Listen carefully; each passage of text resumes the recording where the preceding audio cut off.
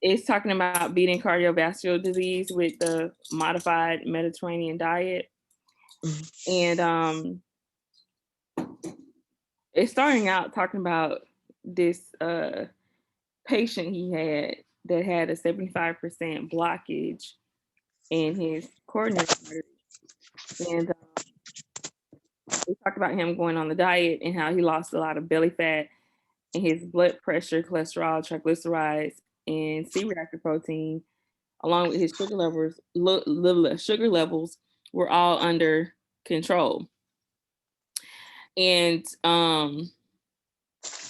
that the doctors could believe that the 20% blockage, the 75% blockage became 20%, and said that he'd never seen that before. And basically that the disease was reversing itself. So I know that sometimes we hear a lot about how the body is able to heal itself, but people don't really necessarily, I guess, think about it in terms of their own health with certain situations. Do you think that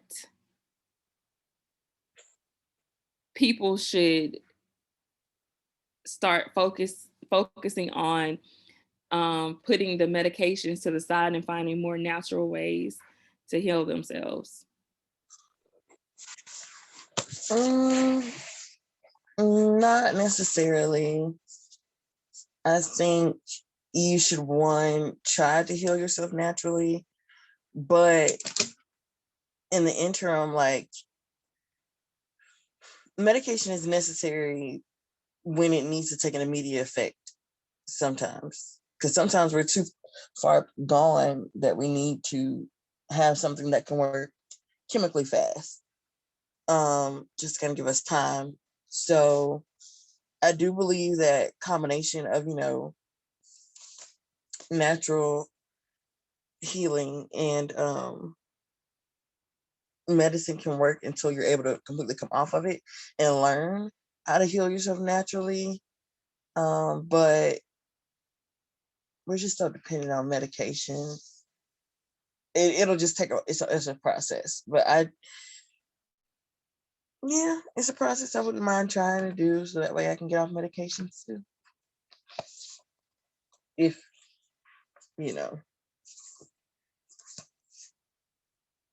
this is all. I believe it, but sometimes I feel like he's a peddler at times, or like that one guy that came from town to town saying, "Oh, I have the magic to cure or something like a magician a little bit." Like, I don't know, but yeah, that's what I feel about it. What about you?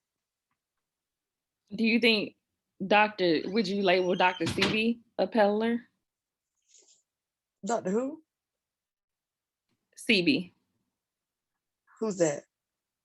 Have you ever heard Dr. CB? So Dr. CB was like a person was very famous in the Black community, but he passed away. But he would talk about these all natural diets without using any type of regular medication. So he was basically a herbalist and a healer. And he even had claimed that I want to say he claimed that he had cured cancer. And the suit actually ended up getting dismissed. The suit actually ended up getting dismissed. As a matter of fact, I want to say that Left Eye, when she passed away, she was actually down there receiving some help from him. Yeah. So, but there were a couple lawsuits where they tried to charge him for practicing medicine without a license, but it's kind of no different than these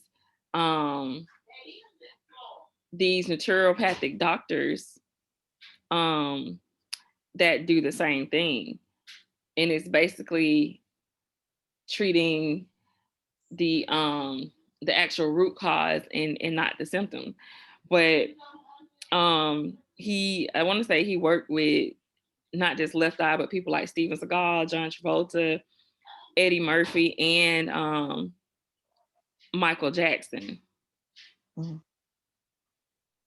And no, it was not cancer. He claimed he was able to cure AIDS. That's what it was. Yeah. And they tried to sue him for it, but he was acquitted because they said that the court failed to show that he had made a medical diagnosis of whoever's conditions was involved at the time. Got you. So yeah. I wouldn't. And it was all through eating raw fruits and vegetables and not having medications. And it's tons of people that said that he helped them.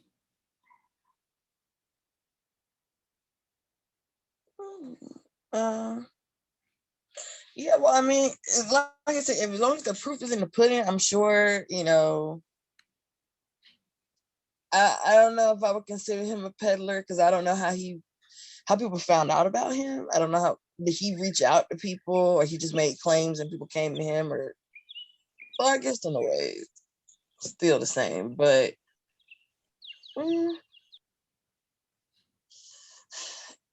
kind of not really, but kind of because they all kind of got that quality about them when you think about it that they had in those days to influence people and convince them of things.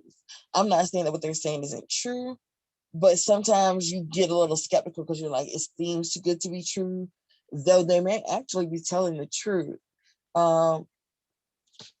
It's so funny you brought up that it just said it was AIDS because the other day I don't know who I was talking to, but they were like, yeah, you can't tell me there isn't a cure for AIDS because Magic Johnson is still alive. I said, everybody goes off of Magic Johnson.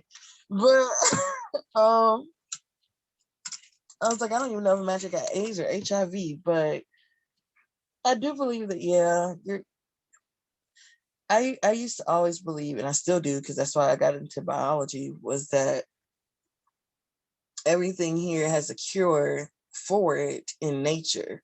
So I guess it's really the same thing. I've always thought, well, there's a cure for cancer somewhere. There's just some plant and some forest that I have to go to, or that, we have to discover to see, combine it with this and this and that. And I'm sure we could cure most of these ailments because God gave us everything we needed. Mind you, we messed it up, but I do believe everything we need is here. So I guess it's all true then, but you just don't think about it because you're used to doctors and medicines and stuff like that. Yeah, because but I was just asking, and I just, I see your point, but I didn't think that I could say that. Hold on one second. But I didn't think that I could say that because I had never even tried, any of these diets that he's, recommended. Yeah. So if I tried it and I'm like, okay, well, this is a crop. If I followed it to the T, then I would be able to say that. But I do know, and I have read about cases with people having cancer and completely going to like a raw diet and things like that, to where the body healed itself. I had an aunt that was only given like a couple of months to live, and they wanted her to take chemo, and she refused. She refused, and she lived for 10 years after that. Wow. And I'm like, people don't understand, with those diagnoses, you are basically getting that chemo that's killing your healthy cells to also kill the ones that are, attacking your body. And I always said, God forbid I was ever in a situation like that, but I just don't think I'd be able to take it for that reason,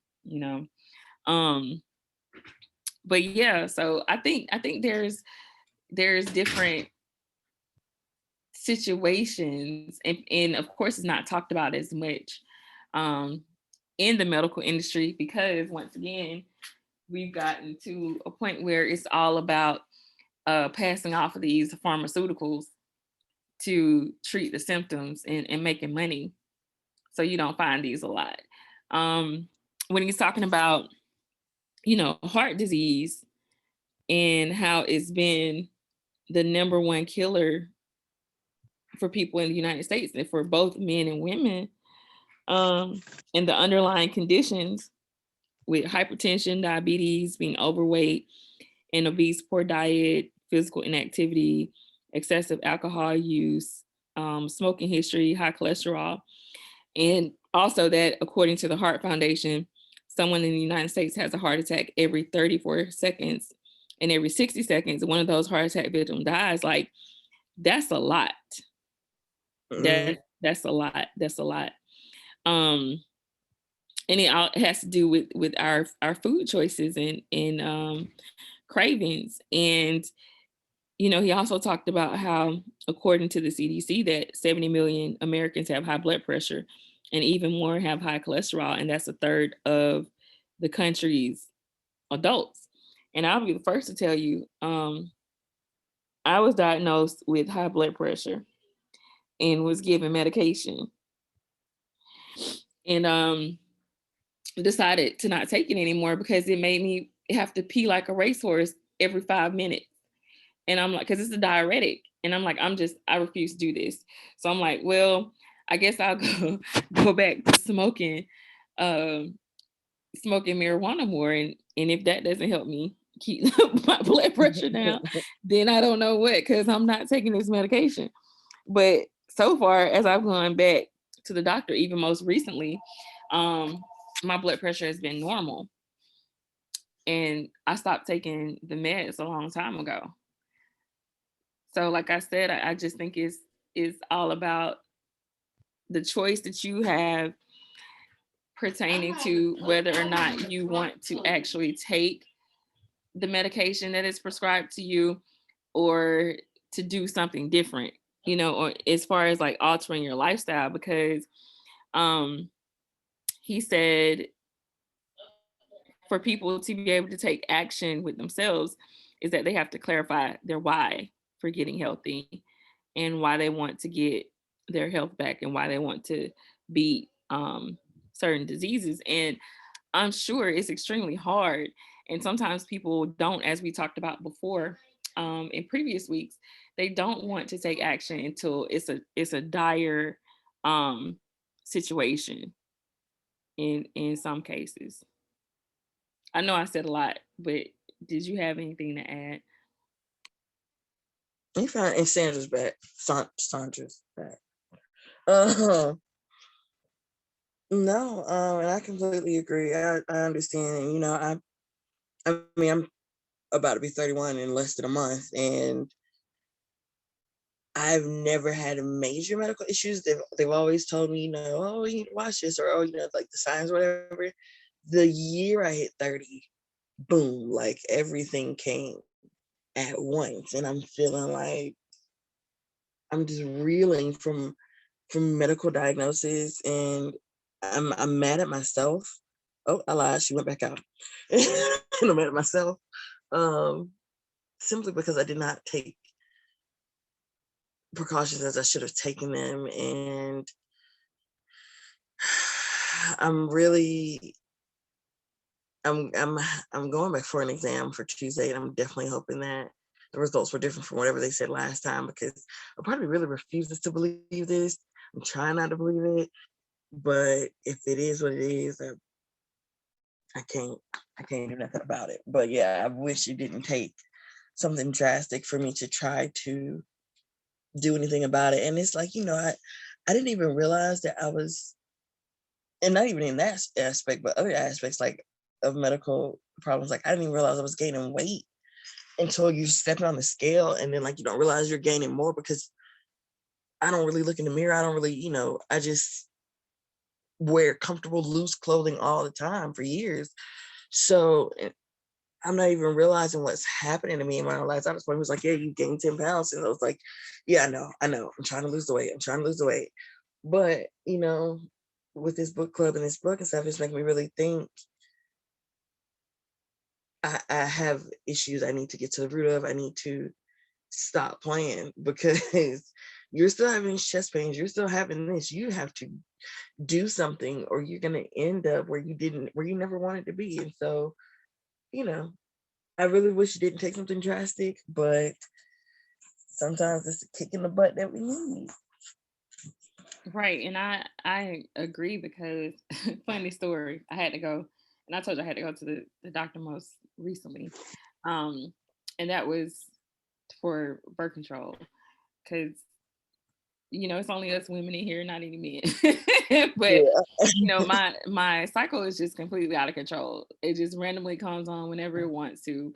And I'm like, it's like a gutted animal, most of the time. So I had done birth control pills before, which I never remembered to take.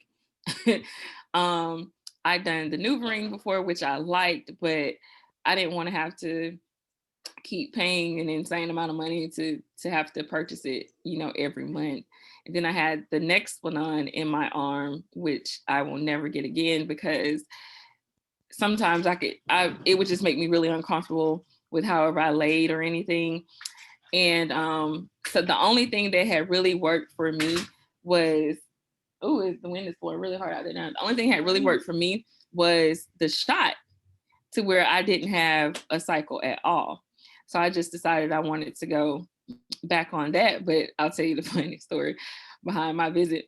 So I go for my doctor's visit the day before, and my regular doctor wasn't there. She's on vacation. So I had to go to this other lady who I loathe because she's the one that ended up installing my Nexplanon, and I felt like she did it wrong because I could feel it a lot.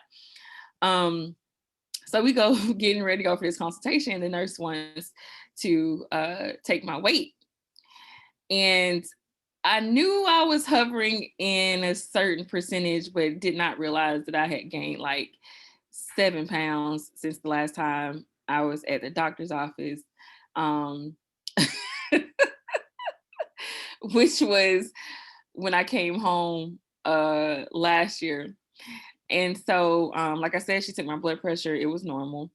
And we go back and have the consultation. And she's basically trying to steer me towards the IUD, which I said I did not want.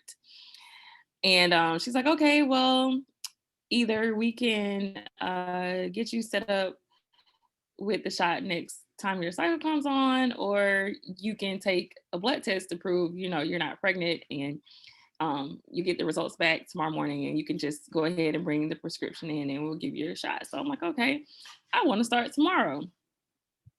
So I had to give blood, and I was really pissed because I'm like, why don't they just let you pee in a cup and let it be done with it, and trust me that I'm not in a situation where I'm pregnant right now. But of course, money's involved.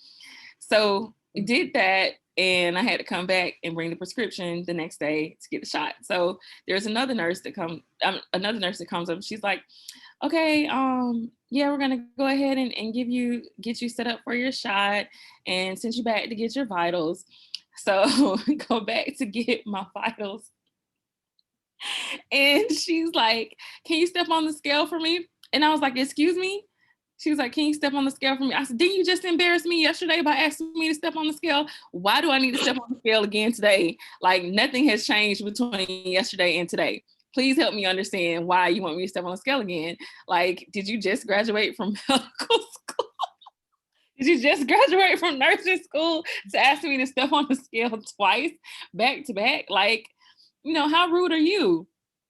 And she just thought that was funny. But that's a sensitive thing when you just came the day before and you want me to see the same exact number that I was already upset about. And so she said, okay, we'll skip the scale. Did my blood pressure again, and it was fine.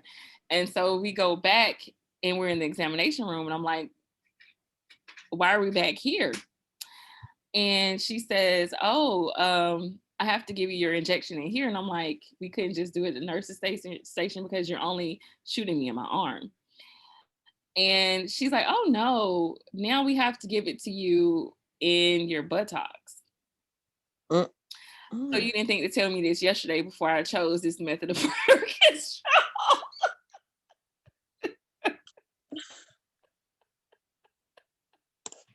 What? I've never heard of that. Right. So I'm like, well, basically we're here now. So I didn't feel anything, but that after the injection, but further along in the day and the next day, like my butt was sore. I'm not gonna lie. And I was telling my sister about it, and she's like, oh, they do that now because they're afraid, because the needle is so long that they may hit like a bone in your arm. But she says that she just refuses to take it, the second way. And she was like, you could refuse to do it. And I was like, well, thank you for letting me know. 'Cause Now, yeah. after the fact. But that is a situation where it's like, if you don't speak up for yourself, then you find yourself in situations like that. It's, oh, we're going to do it the way that we want to do it, not the way that you want us to do it, because, we think you don't know any better type thing. But yeah, I mean, just going back to saying that we have to be the ones to make decisions of whether or not we're going to take certain medications, and how we're going to take them. And it made me think about him telling one of the patients who had been prescribed all these drugs, like, it's your life and you get to choose what goes in your mouth. And I guess it's your life, you get to choose what goes in your butt too. If you get an injection, you have to tell them, like, this is not what I want to do. So no, I'm just using that example. Like, we don't speak up. We think that they know everything, and we just go off of what they tell us. But that was just my little story about what happened with me.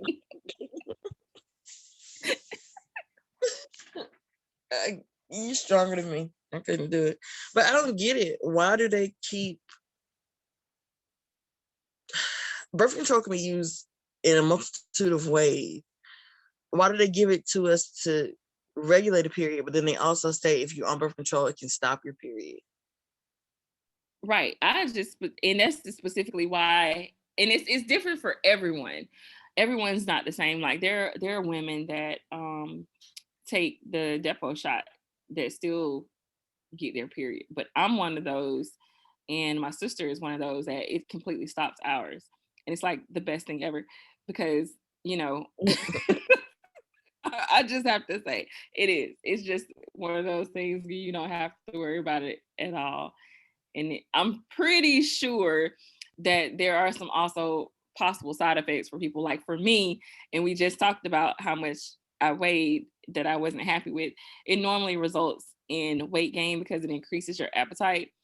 So I'm just going to have to be careful with that, and paying attention to what I'm choosing to eat, and stay away from the junk food and the fried food. So it doesn't come without, you know,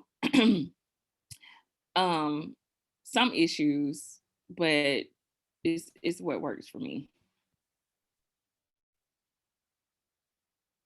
Gotcha. Okay. Sandra, you back with us? I see you keep getting kicked out. I know my connection is horrible. I can get bits and pieces of the story. Trying to hang in there. You have to listen back to it. It's pure comedy. Okay. But we've just been talking about the beginning of some of the things in chapter 6, and heart disease, and how it's a major killer, and having a choice of whether or not you want to take certain prescriptions, and stuff like that.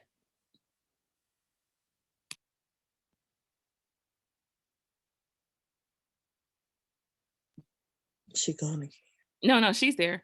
I think, okay. And this is the other thing, and I think you just touched on that, Jessica, too, is when he was talking about certain medications may be meant to save your lives, and they do that, but they were not designed to treat our symptoms while we continue to ignore the root of the sickness. And he talked about the prolonged use of those drugs is producing bad side effects, like stressing and inflaming the liver, decreasing energy and sex hormones, lowering their coenzyme levels, affecting the mind, and potentially leading to dementia and Alzheimer's. And he quoted the Forbes magazine report in 2013 that said that over 400,000 deaths each year are from preventable medical errors. And that number includes prescriptions that do more harm than good. And you think about these commercials that you see for different medications, and it says, oh, yes, it'll help with this. And then it's like, may cause death, may cause blah, blah, blah, blah, blah. In the small the part where they talk really fast and it's so small in print that you can't see it. And I think that people really don't think about the serious side effects of some medications that could possibly come about. Do you pay attention to those as much? Actually, not at all. If they tell me to take it, I'll take it. And then if I feel weird, I'll look at it later. I've never had to take so much medication as I have in the past. I don't swallow pills, so I don't even take Tylenol, aspirin all my entire life, except for chewable bears when I was a kid. So, but this past year, I've had to learn to swallow pills and all of that. Only one time did I look at the side effects, and that was after the fact, because I said, man, why am I so, it was something. I was either more tired or more horny. It was something weird. And I was like, let me look at these side effects. And I was like, okay, that makes sense. And it was something like that. And I was like, okay. I never look at it. If you tell me to take it, I'm assuming you're saying it's safe for me. Now, mind you, I've pushed back on some stuff, like when they had to give me those blood transfusions last year. And I was like, I don't want it. No, just give my body iron. It'll do what it needs to do. My body's amazing. I overestimated my body at that point, and they were like, "It's not gonna work." I said, "It's gonna work. My body's amazing. I don't want a blood transfusion." And they were like, "Yeah, so your levels have dropped lower." And I was like, "Damn it, I don't want this blood transfusion." And they were like, "We gotta give it to you." They ended up having to give me 3, and I was pissed. You know, I was like, "I don't want somebody else's blood in my blood. I feel like my blood is special." And they said, it's already clean. It's kind of like synthesized blood, so you're good. You have a normal blood type. Oh, well, never mind. Go ahead and do it. I thought I was special. And I think that's one of those dire situations we were talking about earlier, where it's too far gone and you just, at that point, you don't have a choice but to just, suck it up. Yeah. And that's what I had to do. So yeah. Yeah, actually said I was gonna go to Sam's today after reading those 2 chapters, because honestly, though, the diets seem really similar. Like it's the same diet, but yeah, it's looking like only they're making slight modifications for different situations. Yeah. Sandra, what about you? You ever had any situation where you're just like, yeah, I'm not gonna take this medication because it said it could possibly kill me? I'm sorry, I'm trying to get home, but I don't want to have too much noise coming in. But I remember one time I was having heart palpitations, and instead of the doctor really trying to get to like the root cause, the first thing he wanted to do was put me on heart medication, and I was just like, no, I'm not gonna be doing that, because I knew there were other things that I could do, or other ways to address it. I was under a lot of stress. I was in graduate school, so I was drinking like those high caffeine drinks to stay up at night and study or write papers. And so I felt like that was my issue, regarding the heart palpitation. So I'm just like, no, I'm not gonna do that. But that was the first thing he went to, was just like this heavy duty, like I think it was like beta blocker medication. I was like, I just felt really uncomfortable because I felt like he didn't try to take the time to get to know me or like go through alternatives or anything. And I just was like, I'm not doing that. So right.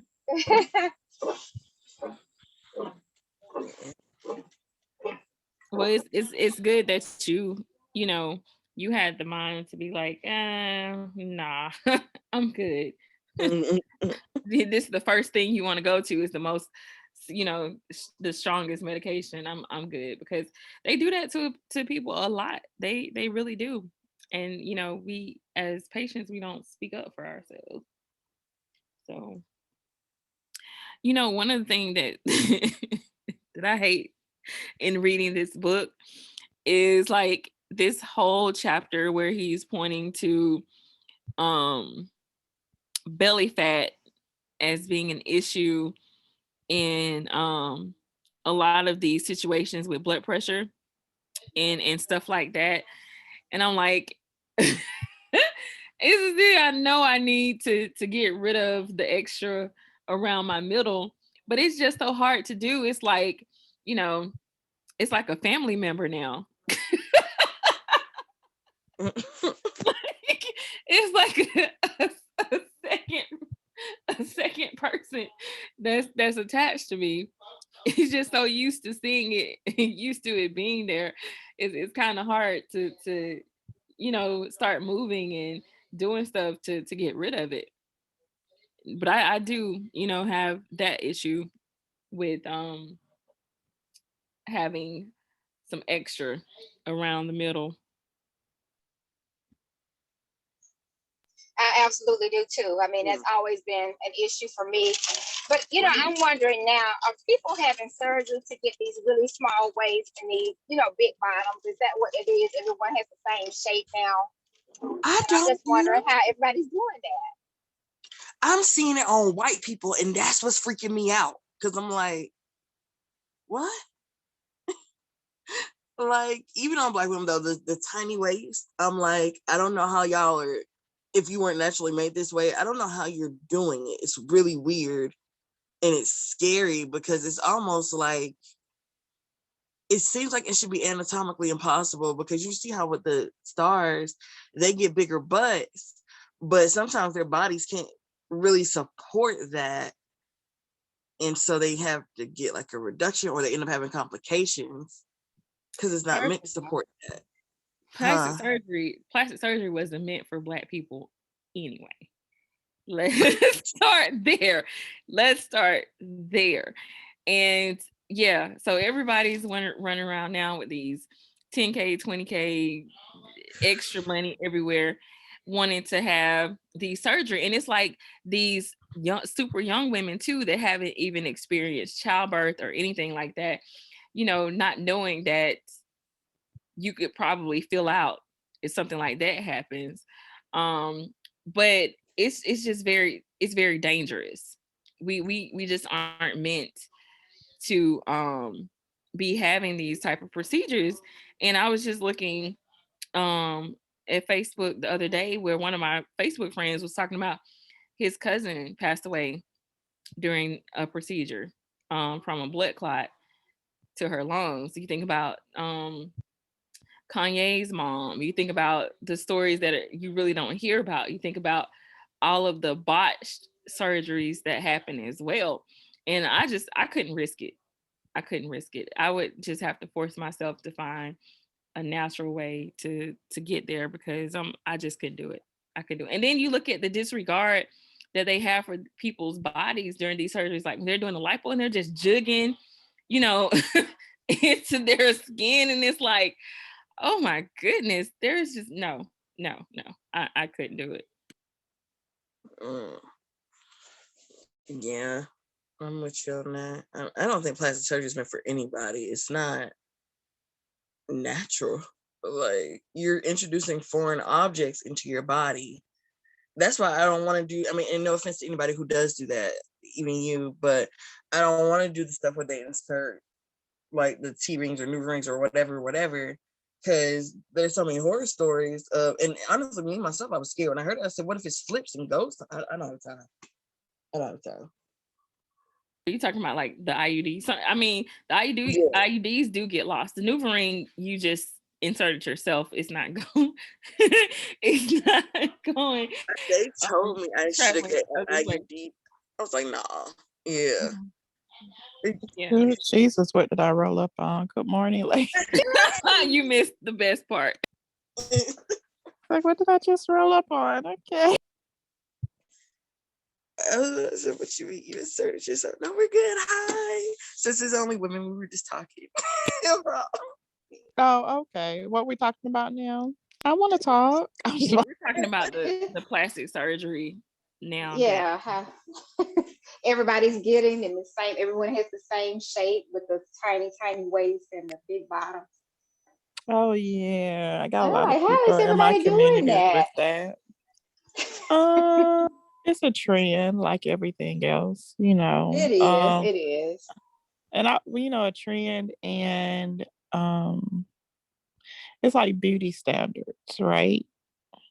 Everybody wants to be attractive, supposedly. They say it's the best, but everybody wants to be appealing. And so if that's the end thing and men gravitate to it, women jump on it, unfortunately. But the thing about that, trends change. So Yeah. I'm interested to see how it's going to be when that's no longer the thing. Right. Like, are you going to be able to revert back? Yeah, because, like 15 years ago, 20 years ago, like I used to hate being hairy. And my mom be like, what's wrong? Nothing's wrong with your legs. Because in her generation, men like that. I hate my hairiness. Now it's like some stuff I don't want to be really smooth, but then everybody wants no skin. And it's like, wait a minute, at one point you actually need hair somewhere. Right. Because it's for your protection. Like literally it's for your protection. I remember growing up and being uncomfortable in my body because I didn't really have like really wide hips. Or like, how people have that goal for the space between their thighs. I used to hate that because I was always skinny, so skinny. But I had to get older to realize that's not even the way your skeleton is supposed to be shaped. It's actually an abnormality. People who have that natural space between their thighs, their bone structure is actually off. So it's like, okay, I've been trying to strive for that, and really they have an abnormality. But that was a goal I strived for because that was things that people gravitated towards.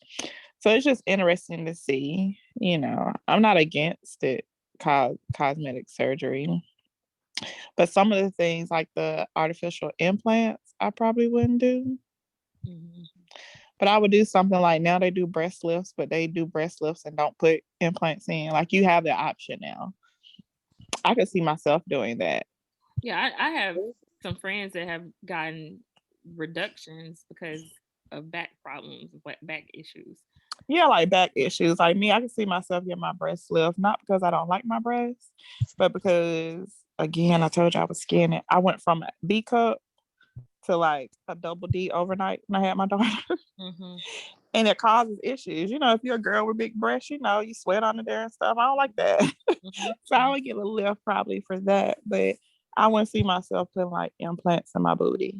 Right. And that's what I think is perfectly fine when you have situations that's causing health issues as opposed to, oh, I want to be like such and such. And I will tell you what I've been laughing at on Facebook is how people were talking about a lot of these women don't have priorities because it's like you're running to get, your body done. But when's the last time you actually went and had an annual?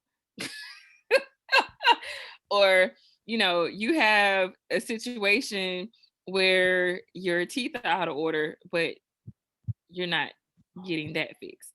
And I think, well, the new trend now with the teeth is you just don't even get your teeth fixed. You just get veneers. Oh my goodness. Not even realizing that that's just crazy as hell too, because all of them are walking around here looking like Mr. Ed.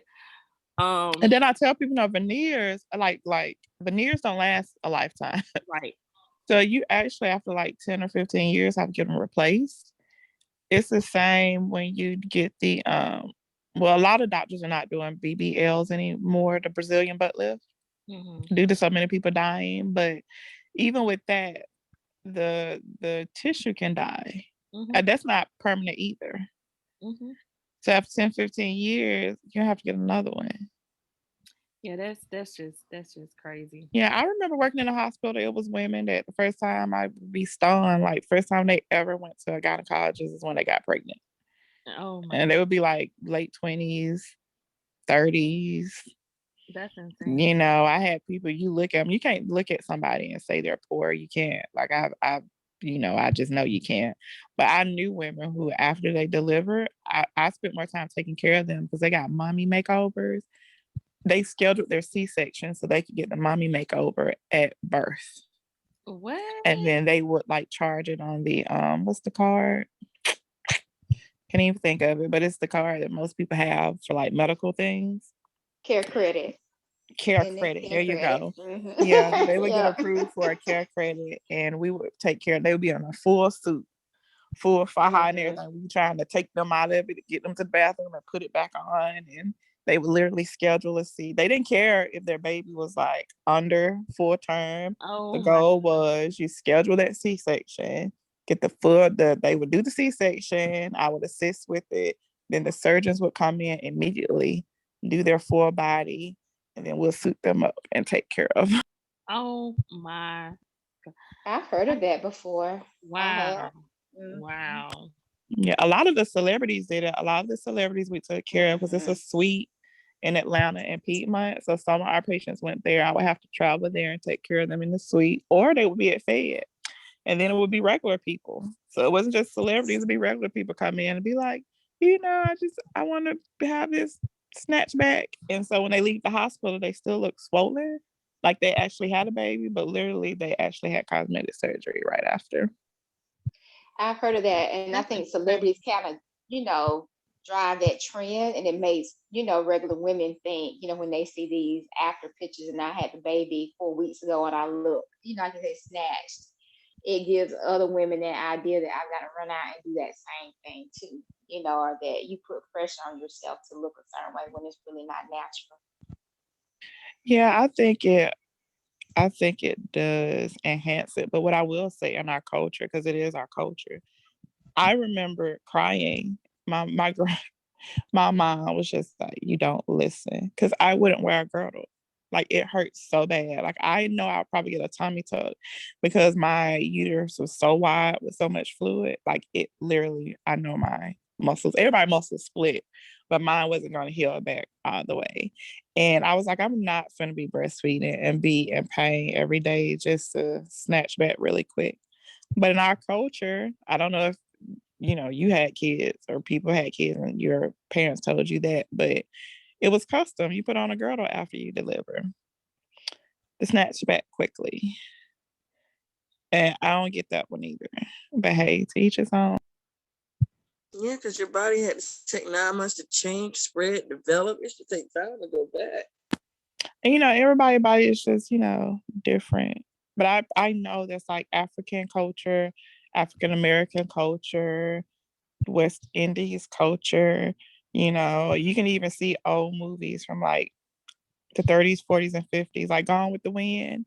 I don't know if y'all ever just looked at that movie, but when the black character was suiting up, the main character after she had her baby, she was putting on a girdle so she could look like she never had a baby because that was a custom that you put it on. Women, I just think they put so many standards on us for beauty, and it's forever changing, but it's the standard that you should always be perfect at all times, and that's just not realistic at all.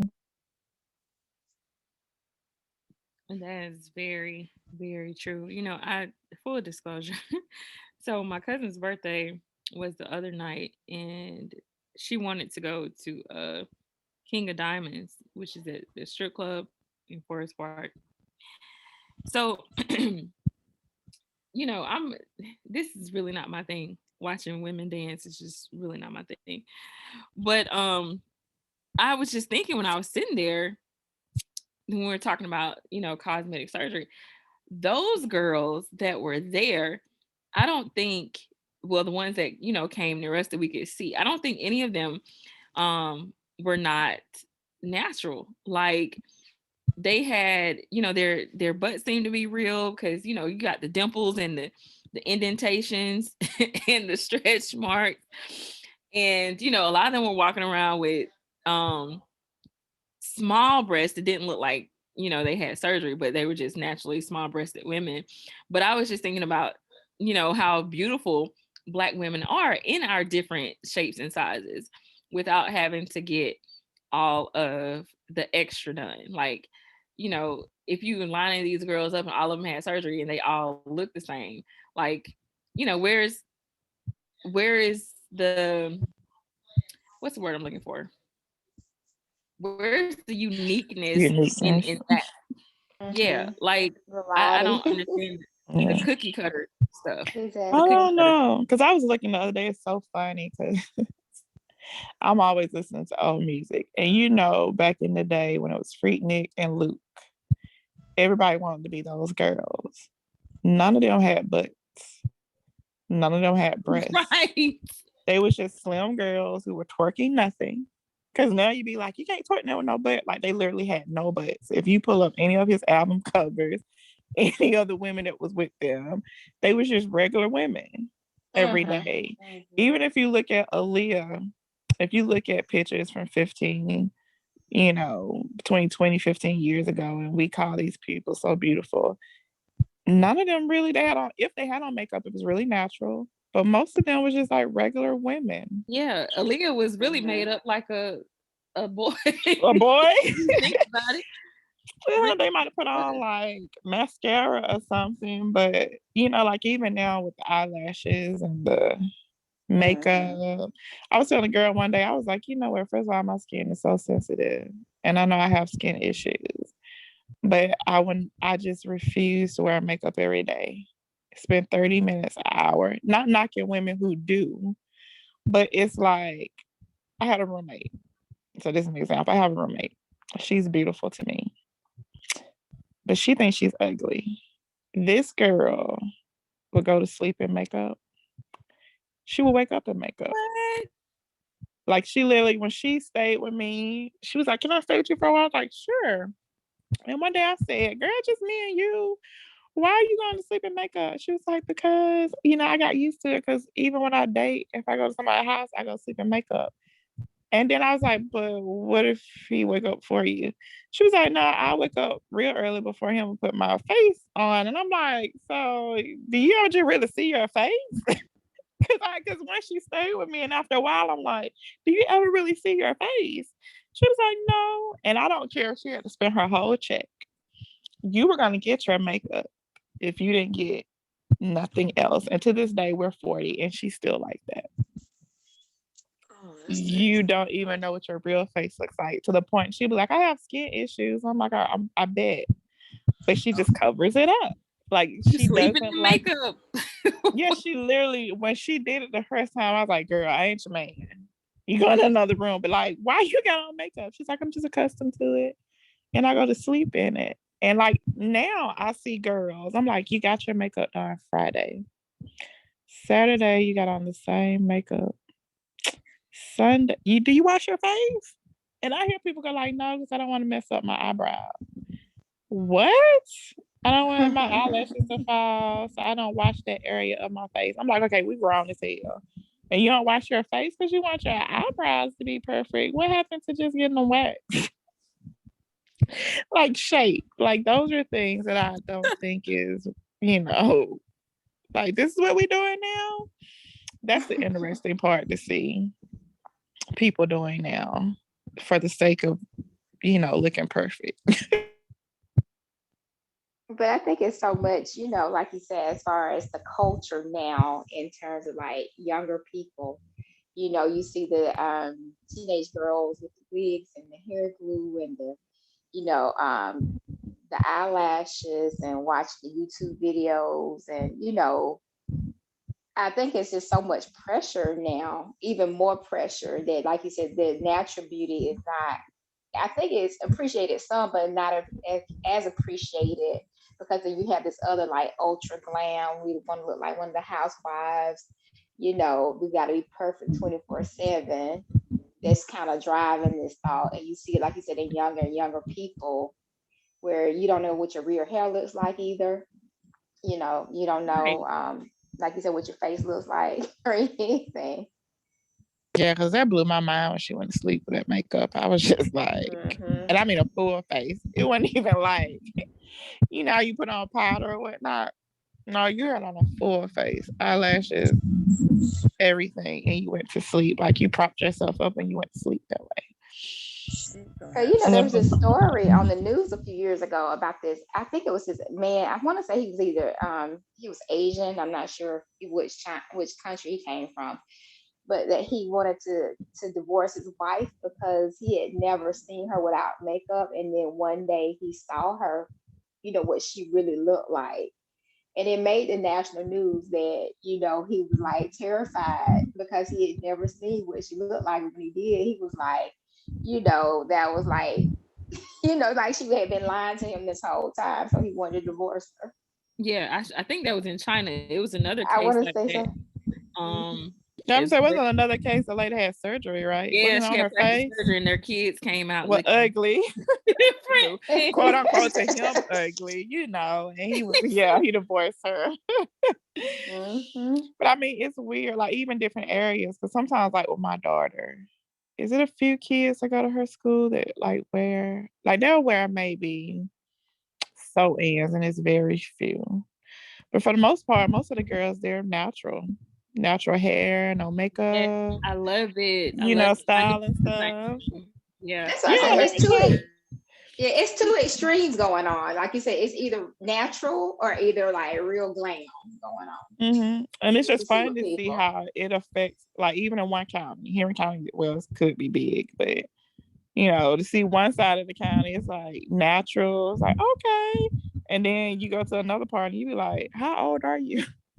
Right. Yeah. Oh, you're a high I'll schooler. tell you some of the stuff that I've been seeing on Facebook with what parents are allowing their daughters to look like for like their birthday pictures and stuff at like 12 and 13 with these, you know, little half tops and weave all the way down their back and all this makeup making them look like they're 25. I'm like, Tamiri better not ever think about it for anything like that. No, no. Yeah, because I know even with Madison, she'll be 15 in June, and I'm just now like, okay, well, I was 15, I wore a halter top, but I still be like, because she knows she got some heels. So I'd be like, let's put that with something that still looks girl like, you know, or she knows to just wear it at home.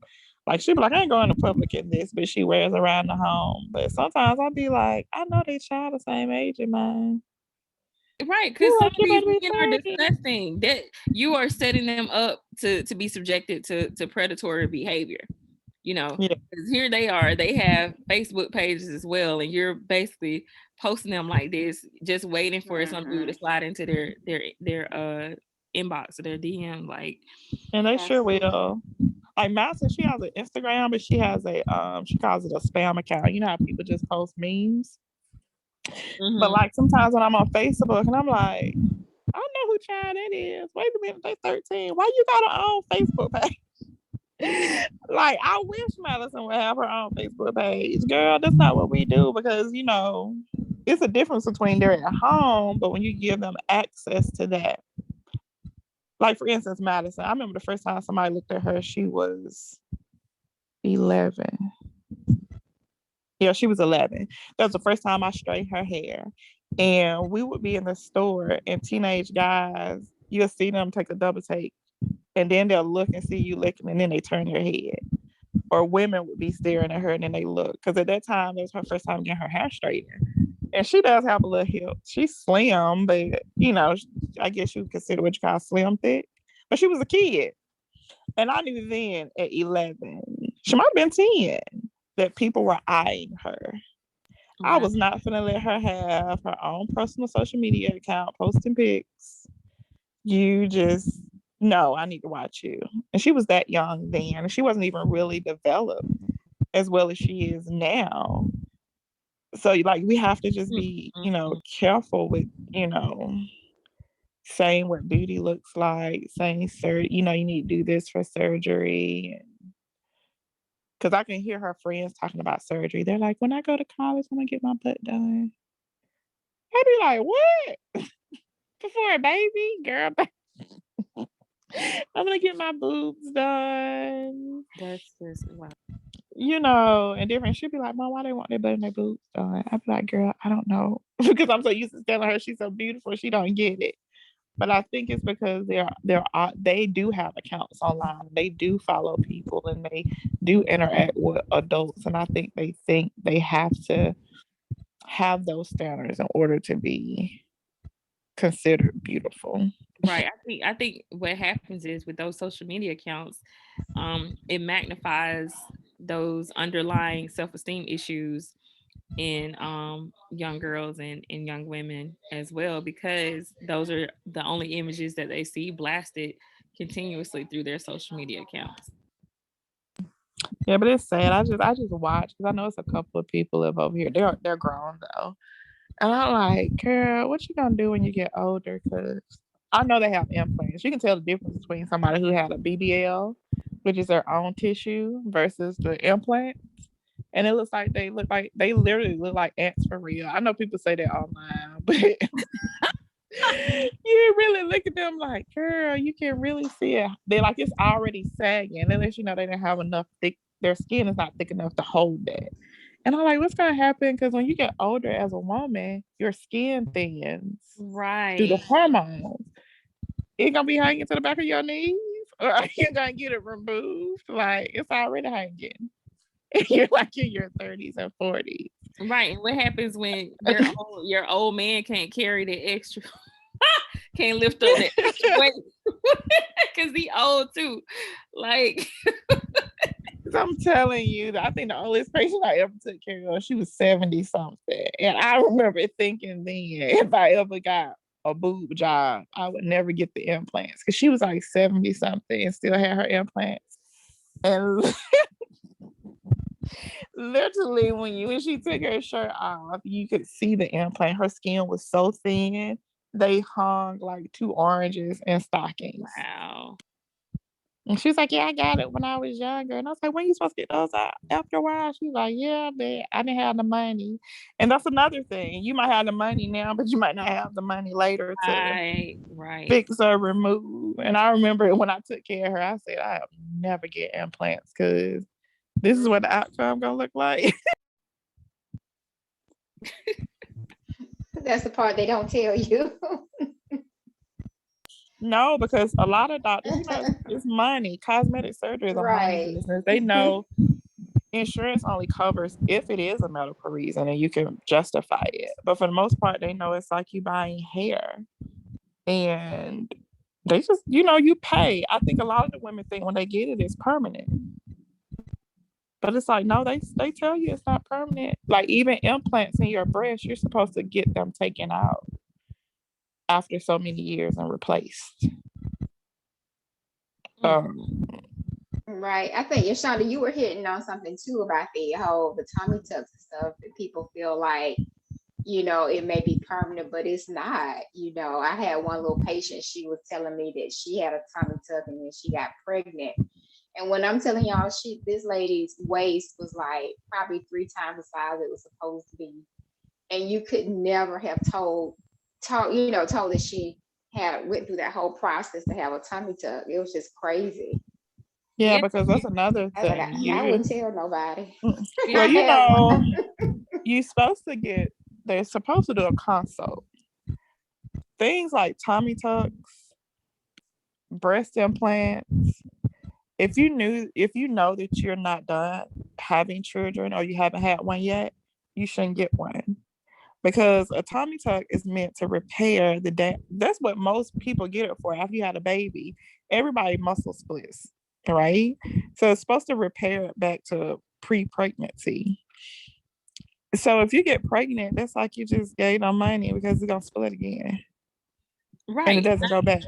Not only that, people not understanding you still not gonna maintain that shape if you don't have a proper diet and exercise too, because that'll expand it all over. Yeah. I had women who you wanted to be sexy and got boob jobs. And then was like, can I breastfeed? I mean, we can try, but we don't know if they damaged any of your milk ducts. We don't know if they took out some milk ducts. I mean, we don't know until you try. And then some people could successfully do it, which was very rare. But most of them, they couldn't, and then they would be crying. And it's like, well, they didn't go over that before you got the surgery. Yeah, he did, but I still was believing I could. And it's like, oh well. I mean, I don't know. Well, I mean, what do you do in that situation? It was a risk you took, and you did it when you were young. I don't think people really consider that at all.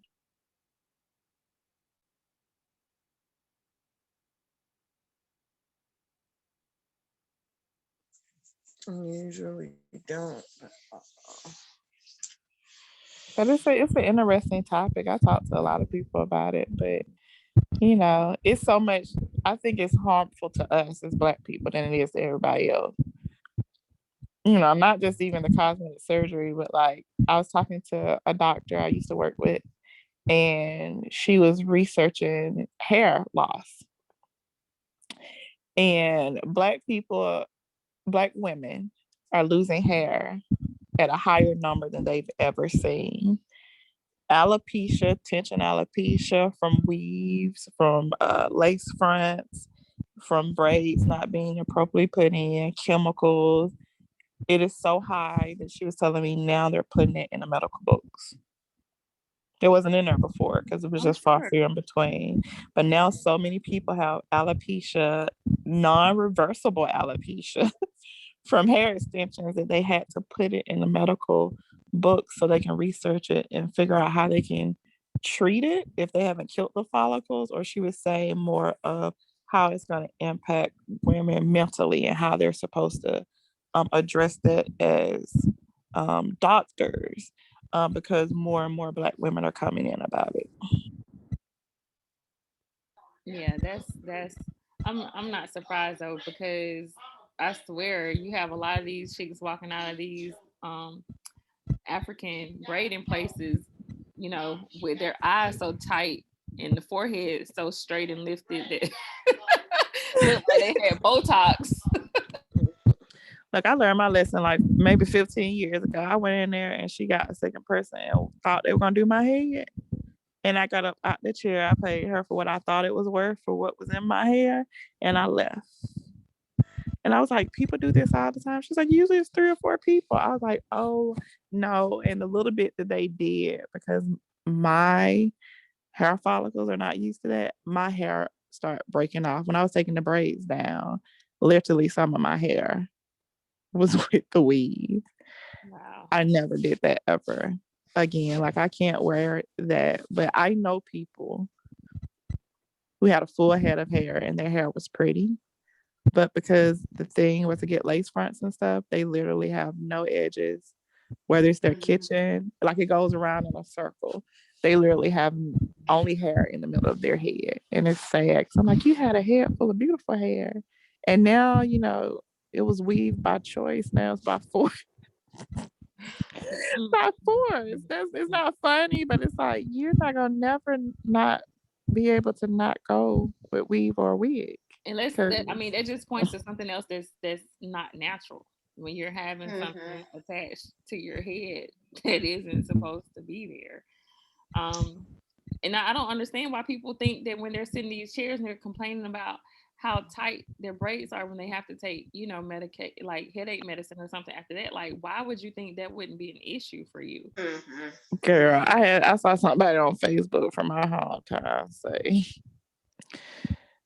my head been hurting for 3 weeks and it had got loose. And in my mind, I was going, what? And you didn't take them out after the first couple days? She said 3 weeks she had a sewing or whatever it is that they do, because I don't even do all of that. But she was like, it's been 3 weeks and it had loosened up, or a quick weave or something.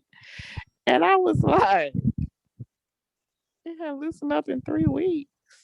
She's like, my head hurt, but my hair right. And I was like, and what that's about all your that hair matters under to you. that? Not the fact that you're gonna lose all your hair. Okay. Because like your hair follicles cute. can die.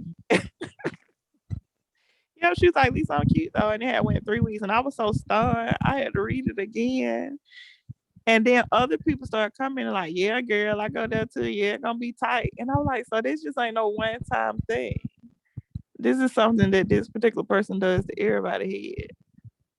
And y'all think that normal? Your hair should not be hurt 3 weeks after you get your hair done That's at crazy. all. Like, actually, you're not even supposed to feel it. You're not even supposed to feel it. If somebody puts a sew in or a lace front in your head, you're literally actually not supposed to feel Right. any tension if it's professionally done right. And the fact that you saying, like you said, Yoshunda, you taking medicine. Oh no. Get this out of my head ASAP. Yeah, that's special. I just I wonder, is it something that people are having reactions to weaves to, all of that itching that it does? because they don't If you clean the have one hair. in It's it. a lot of people that will get those installs fresh out the pack off the boat from China or Malaysia or Absolutely. Yeah, wherever, and you have no idea what's in their hair. Some of exactly. them have you've heard people, some of it will have lice. Some of Oh the my people, gosh. for some people they don't believe in it. But like I remember putting some hair on my head and I felt like something was crawling in my head. And then my whole mood changed. And I remember taking it out. I was crying. And my mom was like, "What's wrong with you?" It was some human hair. And I said, "I don't know. It's weird." But when I took it off, I felt fine.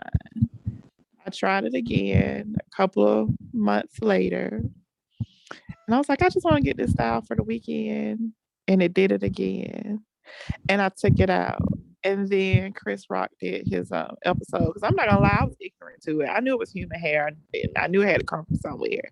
But until they showed the people at the temples sacrificing the hair spiritually, I was like, you don't know what energy is held in that hair and I what was was their just intentions about to of giving say it. that. You didn't see that movie Bad Hair? That one, Yes. yeah, that's what it made me think about for real. People laugh at that movie. That movie is crazy, but I'm telling you from experience, I literally, my whole mood shifted. The first time I got it, I was angry and could not understand why. The second time, I was just sad. I took it out so fast and it felt like my head was tingling. It literally felt like something was trying to impart take itself in my head. And I never just put it in anymore. But if you notice that some people get human hair and they put it on, they act like another No person. ma'am, no ma'am. Even with this install that I just got, I wash and condition and I sage. Little sage, pray, and everything. Yes, I'm I don't telling have you. time. I was like, I'm never gonna do that again. And some people don't believe in it, but it's true. And when Chris Rock did that movie, I said, oh my God. Because imagine how many times you can be Christian, you can be Hoodoo, you can be Muslim or whatever. When people go to the altar and they sacrifice, you're usually saying, I'm giving this problem over to God, or I'm releasing this Yep. weight in my life. Like you're sacrificing to get rid of something that's not beneficial to you. So if they're giving their hair to God, they're giving it for a sacrifice. And then you're just putting it on your head. I'm cool. Yep. Yeah, I've had one before, and that's the last time I had a sew in. But like I said, the itching was just so intense. I was like, something is wrong, and I'm never doing this again. I thought maybe I was allergic to the hair or something. And No, like, I didn't know she watched it. Like you said, just kind of trusting and believing people are doing the right thing when they're doing your hair. And I didn't even think about that, but I do know I never had one since then. It's been like maybe 3 years ago. and you have to think about too, a lot of people who do hair, when we were growing up, you knew people went to school and you knew they cared about hair and hair growth and hair health. You have a lot of people Right. now, even if they went to school, they only went to school to get the license. They didn't really go to school to learn the technique and to discover. When we were growing up, your beautician had several types of shampoos and conditioner because she knew the quality of your hair. She could look at it, she could determine which, conditioner benefited your particular hair type. If she did your hair for a while, she knew if your hair was low plasticity or high plasticity, like you got your hair taken care of. You have girls now that either self-taught themselves, Google University, or I just went to school because I just want to do hair the way I want to do it. It's not about the health of your hair. It's not about the quality of your hair. It's about, can I make this hairstyle look a certain way and last a certain length of time? Yeah, a lot of people don't even wash your hair anymore, which I was really surprised by. You're supposed to come in and they might not even care if it's clean or not. Like you said, Disgusting. they're just interested in like getting those braids in and doing that sew in or whatever else, or crochet braids. And I was like, when did we even get away from like washing the hair before braid it or fix it? But I have noticed that too. So it's a lot of these people are not licensed um, at all. Like you said, they're just, and I guess that's how they get away with it, and making a lot of money. But they're not taking care of your hair at all. They don't care. And Mm-mm. you're so right. Like you said, my growing up, when I went to my beautician, she took pride in that. Like you said, she had all kinds of conditioners. Like you said, she knew me well. She knew exactly what to do. Um, that people say I have blessed hands, I have growing hands. Like they really believed in that. And now people just don't care. It's just all about a style and looking good. I remember the last time I went to like a black salon, not a Dominican, but a black salon. And she was like, "What do you want with your hair?" And I want it washed, conditioned, and styled. And you would have thought I told her to do something that didn't exist. And she was like, "Huh?" And I sat there and I watched her do these women's heads with weaves. I mean, stuff that was more difficult. And she got with me and was just like, uh, you can tell she never just did real hair. And I was like, well, just blow dry it straight. Like she literally just looked at me and she washed it, she blow dried it, she flat ironed it a little bit. But she was like, I don't know how to style it. I was like, I said, curl it like you curl everybody else out. And she just looked at me. I was like, if you curl weave, you can curl my hair. But in her mind, it was just like, you just asked me to do something that is not in the normal. That's Mm-hmm. And like the why does last time I went to a black us? beautician. Why does it have to be us? Because you don't find white salons telling people, "Oh, you need to show up with your hair washed." And you know what? I Yeah. think it's illegal. I haven't looked into that stuff that long. I know my mom went to school for it. My cousins, them and stuff did hair, but to my knowledge, it's illegal.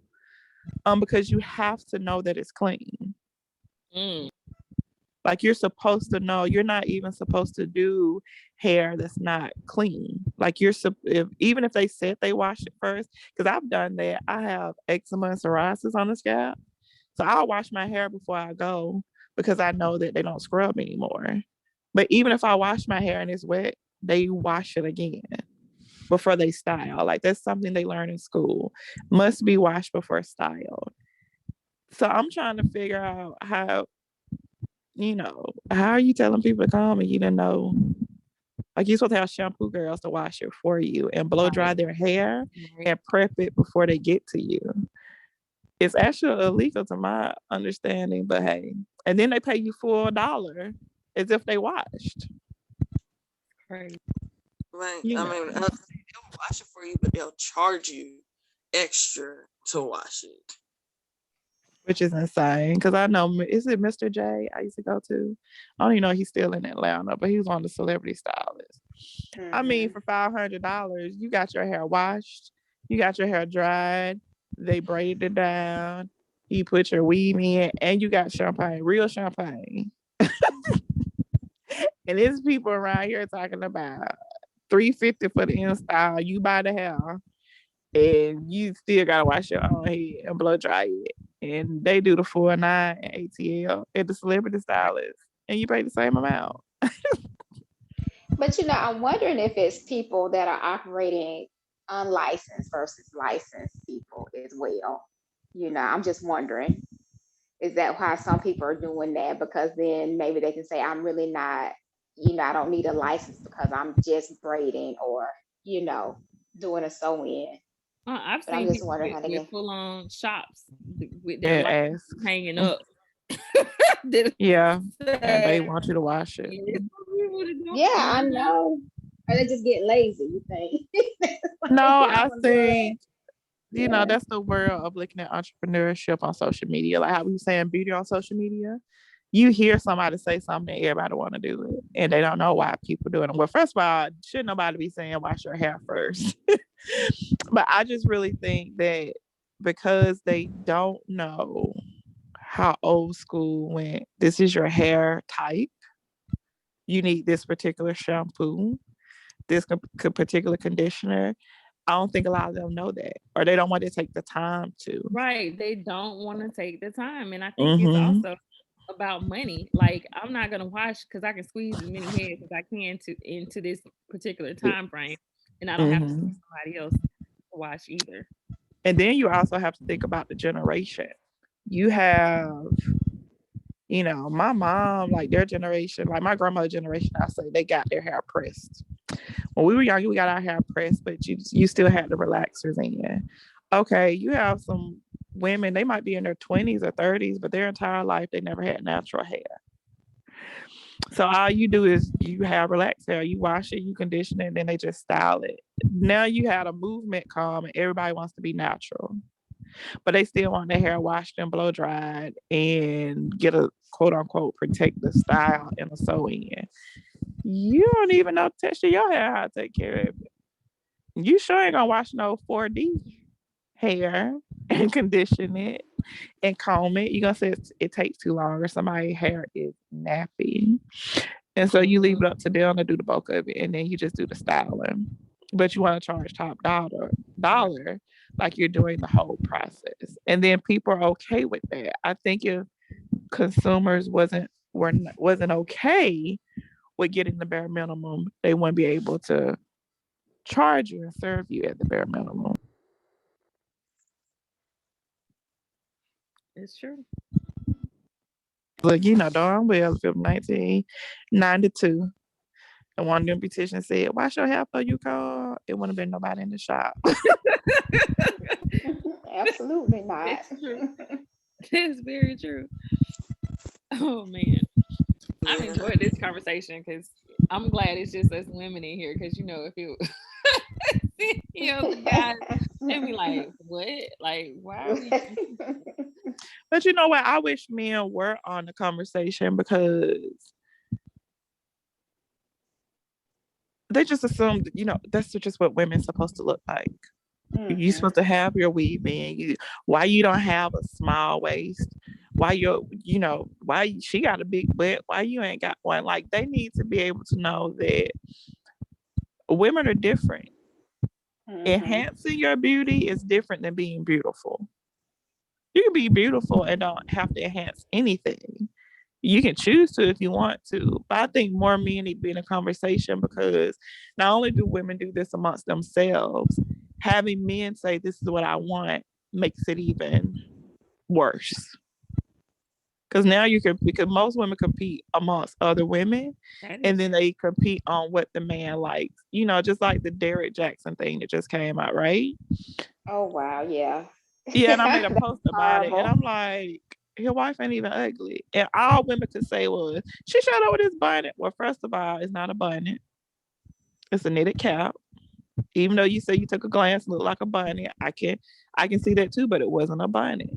However, who told you she had to stunt on the side chick? Right. Because I would have showed up stunting on her. You mean tell me out of all he did, that was your main concern, stunting on the side chick? First of all, she the wife and he making money. Bitch, I would have showed up in a grandmama guide if you wanted me to, because I wish he would say something. I'm already withdrawing money out the bank account. But all y'all cared about was she should have had her hair curled a certain way. You making memes and you replacing her hair, talking about, I fixed her and put makeup on her. But why? Who told you she had to look like that? Right, because the side chicks are still the side chicks. So they're still the side chicks. He still just wanted them to have sex. But you want to stunt on the side chick. Like, do you not know your place? Do you not know your position? Do you not know? You would never find me trying to compete with the side chick. For what? Especially if I'm not married. Okay, we both had them, and like, that was every black woman. They dragged his wife because she had a regular black shirt and some jeans. When did regular clothes become dusty? Right. Like you're dusty. Oh, not to mention in your own home. Right. And look, in a man, okay, in a nice home at that. and a nice one at that. You not living poor. So she was with her husband, who he know he leave, but what's the thing, cheaper to keep her? She can take your stuff. Y'all were upset she showed up in regular clothes in a cab. Because she should have been stunned on the side chick. It's still that same materialistic mentality that people have. Because think about when you see celebrities out and about and how they dress regular. When I say A regular, lot of them shop at Target and Kmart regular, and Walmart. regular, They'll dress up for an award ceremony, but when they're going about their daily lives, regular. I ain't gonna tell you how many times T.I. saw it. Don't spoke to me, and if it weren't for his hair, I wouldn't even knew who he was. mm-hmm. Hey, huh? Then you turn around. Oh, okay, that's major. Hey, at the school, chilling with everybody else in regular clothes. Him scrapping out of the money, all of them go to the school. Hey, they shit. Sometimes my daughter dressed up better than them. Like they don't care. Right? They don't care. They don't care. And his wife, okay, you dress up on TV, but again, a lot of people, okay, you see her a lot, you might know who she is, but for the most part, if you just be shopping, she'll be around here in regular clothes. I just don't understand, why is it the people who are the most likely not to have it care the most? That's what I don't understand. I don't know. Or why we have double standards. Because even when I'm looking at Derrick Jackson's wife, I'm like, so when Beyonce got cheated on with Jay-Z, it was a sympathy thing. And it was like, oh, well, he got his family back. And, you know, I love them. Can't nobody touch Queen B. And then with her, it was like, you should did your hair. Okay, well, in both situations, according to y'all, one standard Beyonce the beauty standard that we supposed to strive for, and Derrick Jackson's wife isn't. Both of them got cheated on, so exactly. Yeah, and people say that about Halle Berry. How could she, how could you cheat on somebody that gorgeous? And I'm like, people are people, And yeah, no, they're she people. shouldn't be cheated on, but they're just people. They're people, and so you can't outdress. You can't outdress somebody's morals and integrity. Exactly. That was an awesome statement. You can't outdress. You just can't outdress a bad character. You can't outdress morals. There's no standard of beauty that can prevent that. Right. And beauty doesn't mean you have an interesting personality. It doesn't mean any of that. Like I said, it doesn't mean you're funny or have, carry on a great conversation. It doesn't mean that. But we're so superficial a lot of times. Yeah. And that's all we're looking at is somebody's outside when there's so much more to a person than just, what they look like. Because it's a lady to this day. I don't even know the girl name. She talked to me all the freaking time. But she mingles in their circle. T.I. them circle. But anyway, you would show up at that school in your Bentley. You don't got your butt done. You don't got your boobs done. Your nose done. You be in the whole nine with your makeup and your hair. You got all your expensive stuff. Like, you're the definition of what people be like, wow, Instagram models. Like, people like, I want to be her. Like, she should be on TV. She got the worst damn attitude ever. I mean, I speak to her and she talks to me. Yeah, like, we'll have like a general conversation like, hey, how you doing, the kids, and blah, blah, blah. Outside of that, the worst attitude ever. You get an attitude with everybody, even when they're helping you. But you're pretty as hell. You're real pretty. You got everything. But don't nobody be fool with you. Like, what's the point of being pretty? Can nobody have a conversation? But exactly. And I think men need to hear that, because I was, we can talk about us a lot, but because I observe a lot of things, I see, they say women settle a lot. But I see men in the worst relationships because they feel like their woman's supposed to be based on that standard. I You mean they're literally see fine them or get good abused. looking? You mean Yeah, they're fine good or good looking or looking. fine? Yeah, I see it too. I see a plenty of men. Well, she my trophy. They'll take mad pictures with her, post her all over social media, let people know this is my girl. And when people ain't watching or behind closed doors, they're unhappy. They're not being loved. She has a bad attitude. You know, she getting an attitude with them. They don't really like being at home, but she looks good on their arm. Right. But they're unhappy. Like, so they let you know you just care how beautiful you are. You just can't. You can't dress up crazy. You just can't. That's why I think more men need to be in these conversations. Just tell the truth. You can say I want a bad chick, but a bad chick that's actually like an overall bad chick. Like, yeah, she look good, but she's good for me too.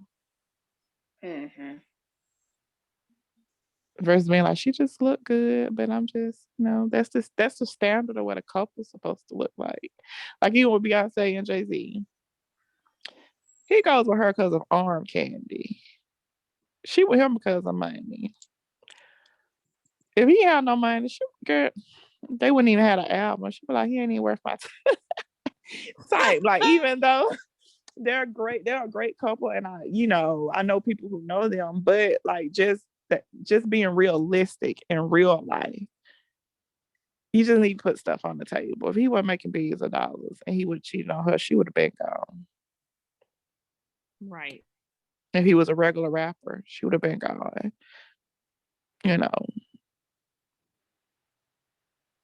People hype up Sierra, but let's be honest, Sierra beautiful, but you love Future because you weren't studying there. He wasn't really big. Your husband got more pull than he do. Let's just be honest. That's true.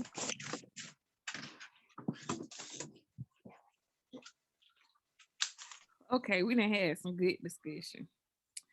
I'm gonna slide us back into the last chapter 7, dealing with arthritis and autoimmune diseases. And Oh my God, really? yeah. Why do I have to talk about that? I live that. I was just like, oh my goodness. Okay. But no, I'm just thinking about, how he was stating that I think he pointed out it was 23% of people suffer with some form of arthritis. Am I quoting him correctly? Because I'm not looking at the book right now. I think it was 23%. Yeah, that sounds about right. And when you think about it, people always think that it's an issue dealing with when you get older, but that's not the case. Like it's tons of people that are younger that are suffering with issues like rheumatoid arthritis and autoimmune diseases like lupus and Graves' disease and things like that. And he's also saying that inflammation contributes to those issues as well. So I wanted to ask, do you guys think that him still promoting the Mediterranean diet with those issues has some merit to it? Yeah. I was diagnosed when I was, how old was I? 29? Yeah.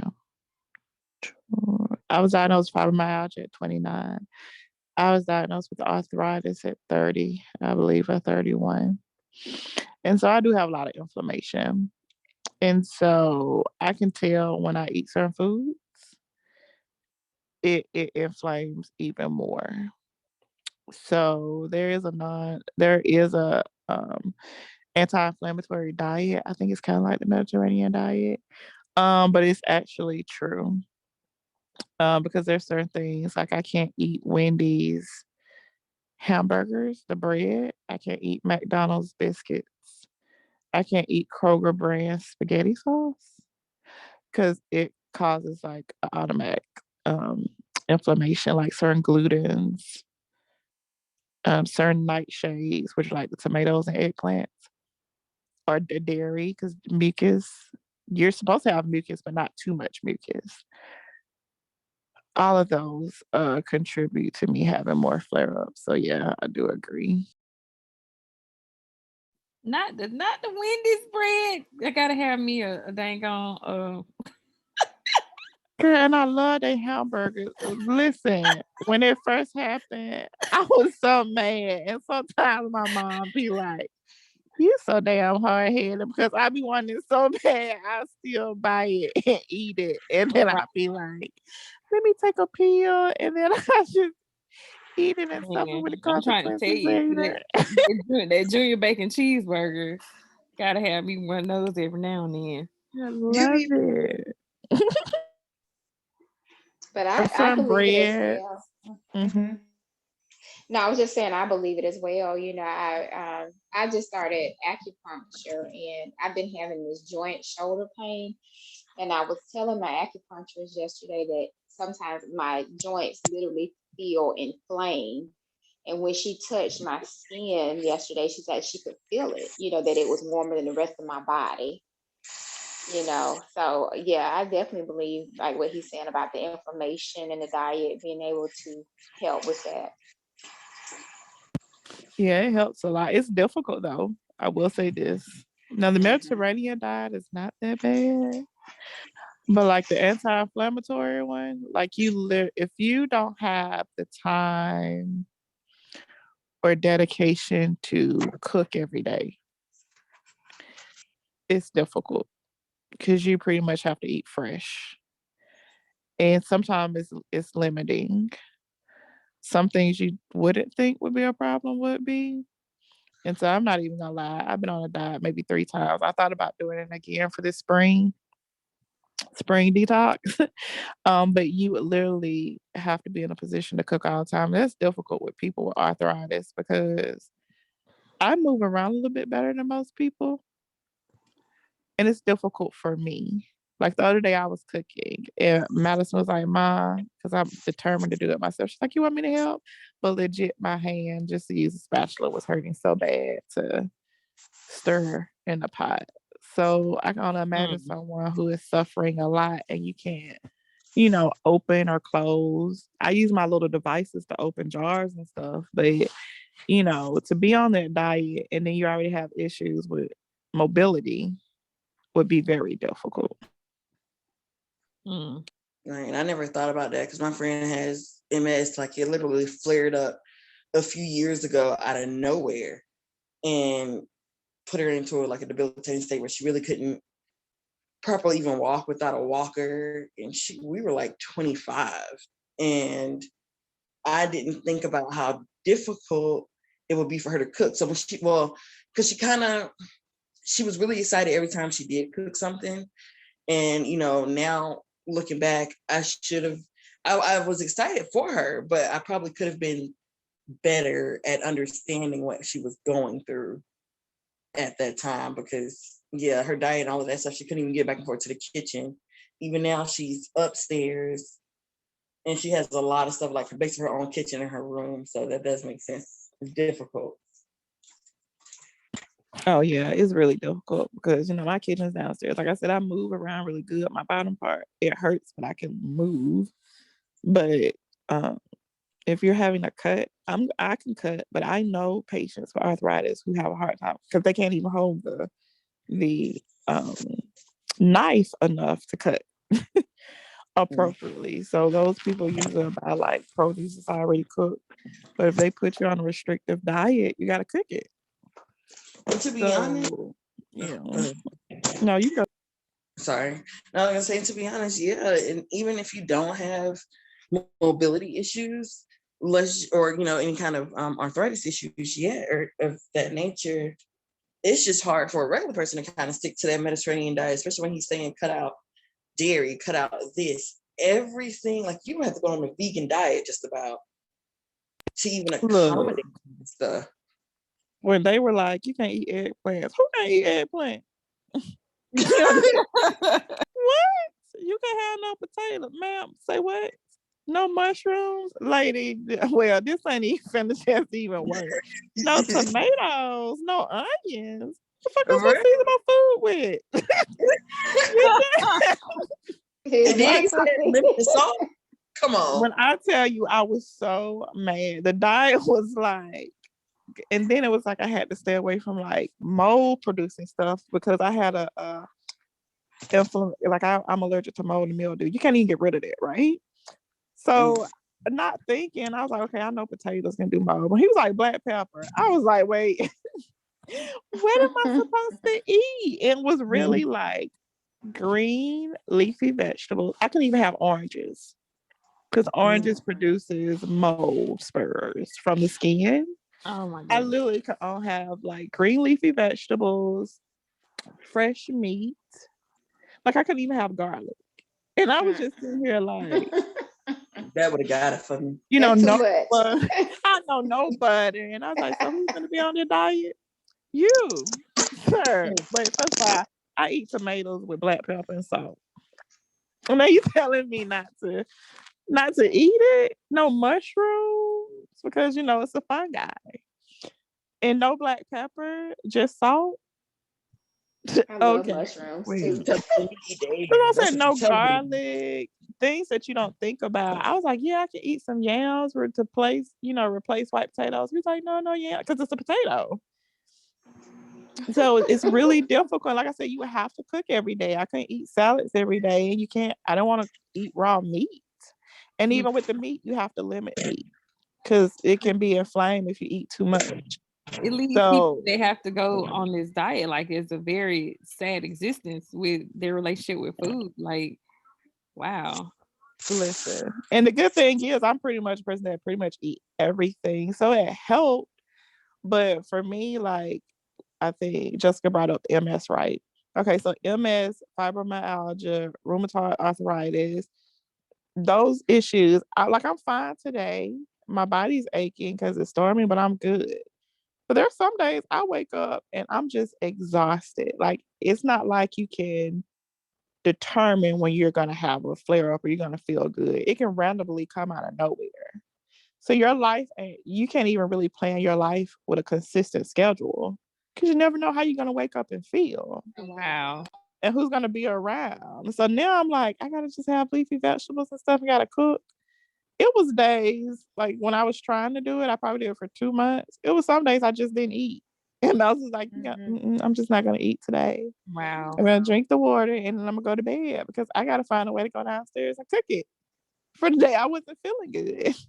And then you don't want to cook those things ahead of time because, 4 or 5 days of meal prep. And by the 4th day, you're like, either the vegetables are, not the same. After a while, you just like, I'm sick of eating this. So Yeah, it is a huge adjustment.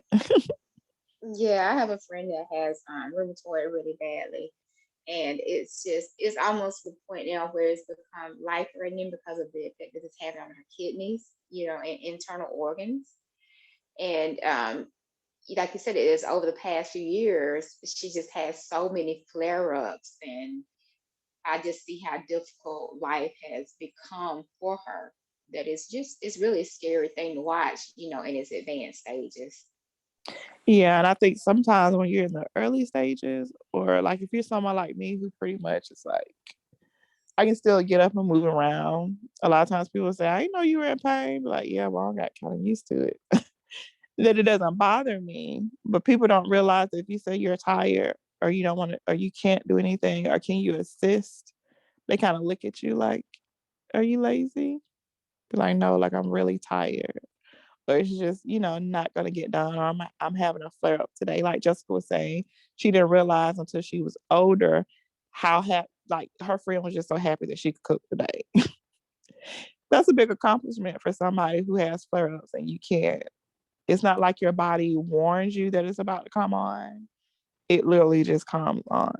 And so I think a lot of times with this diet, he's talking about this diet. And yes, as a patient or as a person like me who does live the life, you are responsible for making sure you eat the right things. You want to make sure you're doing stuff to be your best health. But when you do have chronic autoimmune issues or chronic disease and you have to be on a special diet, you really need to have a village that will understand, that will assist you, because this can be really difficult if you live alone, or it's just like you and a partner or your kid, if they're there every day to help you, but to be able to assist you, it really takes extra people to help you even stick with this diet. Man, whew, that's a lot. It is. And It as a is. mom, my daughter, people say, "Oh, she old enough to cook now." Like, yeah, but my health isn't her responsibility. She is her own being. She can have compassion. Of course, she'll help me, but it's not her responsibility. But she can be a part of my village. So, I do stuff for myself to kind of get up and help, and I try to stay mobile. Like I said, I'm really fortunate, thank God, that I can still cook for my family. I can adjust things, but my heart goes out to people who just, in combination with this diet, Mm. when you think about people that deal with MS or autoimmune disease, outside of their diet, we take medicine. And the medicine sometimes counteract your diet. Or you have to stay away from things depending on the medicine that they have you on. Because I know a lot of Wow, I rheumatoid didn't even think about arthritis. that. Yeah, because a lot of rheumatoid arthritis patients, they'll take like cancer medications or, blood thinners, things of that nature. You can't eat spinach. You can't eat certain food because it'll be a blood thinner. Wow. So you have to realize what medicines you're on and what foods you have to avoid. It's a lot of medicines they'll give us, even say like if it's not autoimmune. People who take heart medication, blood pressure, heart arrhythmias and things like that. If people don't pay attention, a lot of those medications you can't have grapefruits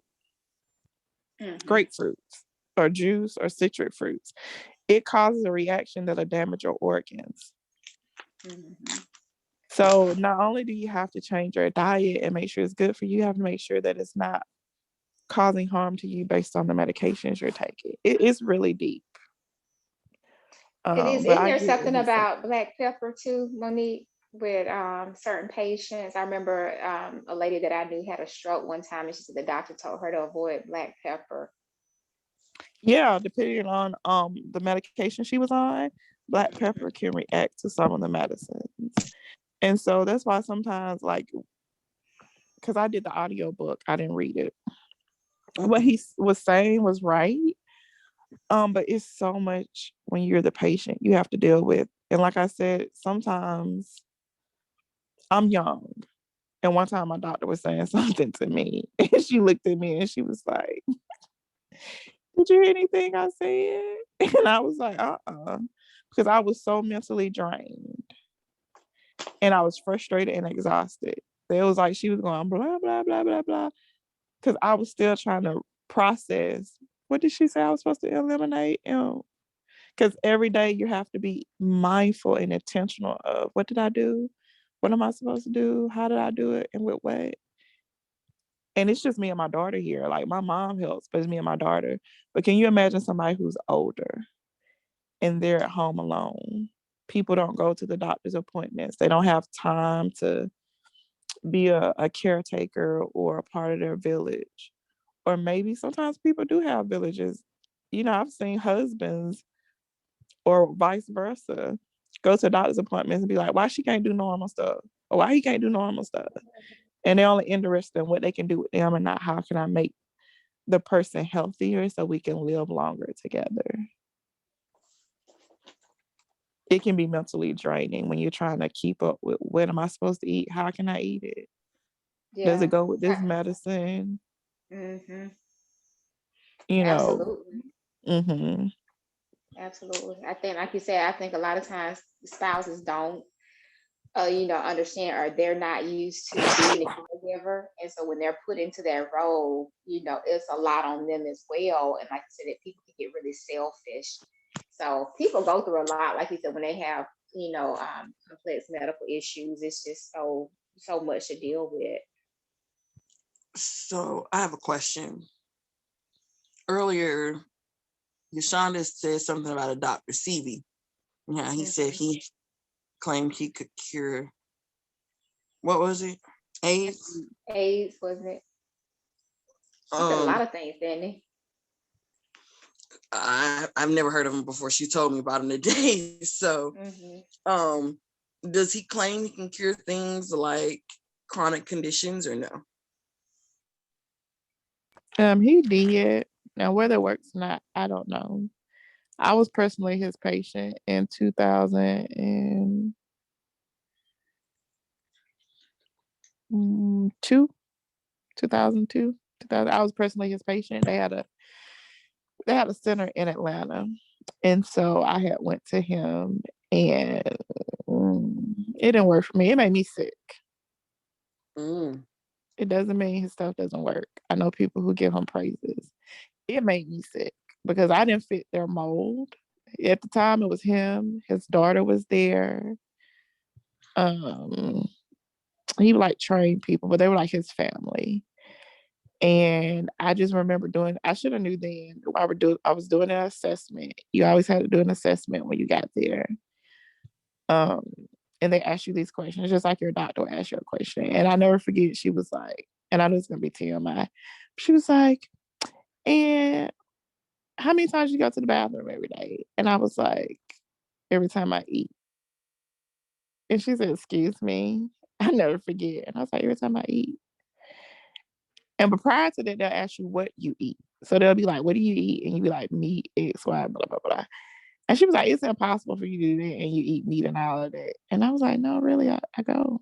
And she was like, that's impossible because people who eat a diet like yours, they usually don't go to the bathroom, blah, blah, blah, X amount of days. And I was like, huh? I was like, no, really, I do. But anyway, they would give you these supplements that you buy. And at the time, I think they're cheaper now, but at the time, to get them all, we paid like over $1,000, and it was like 2002 to get the stuff.